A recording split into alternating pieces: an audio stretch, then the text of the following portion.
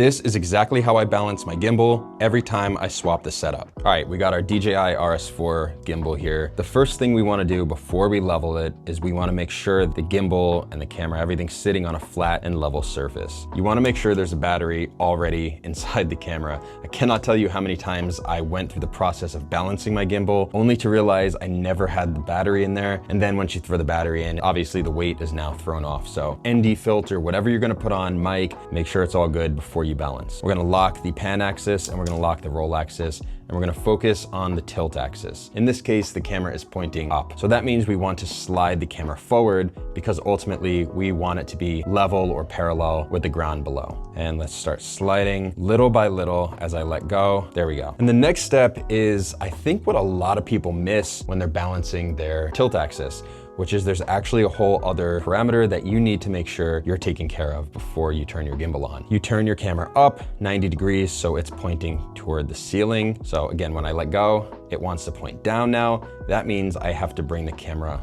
back. Little by little. When I let go, it looks good. So let's go back and put our camera level to the ground. And actually it looks pretty good. So a lot of times changing this axis will throw the other one off a little bit, but right now it looks pretty okay. And the final way to check to make sure your tilt axis is all balanced is give your camera a little pivot. And if it stays at every degree along this tilt axis, then you know you've done a good job. Next, we're gonna move on to our roll axis. So the camera wants to fall to the right.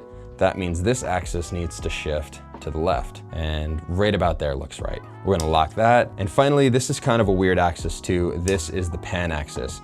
So we're going to unlock that. Make sure it's tightened, unlocked, but tightened before you do this. Otherwise your camera is probably gonna fall over. And we're gonna tilt it on the tripod legs. So you can see that it spins, kind of falling to the right. That means we have to push the camera forward a little bit.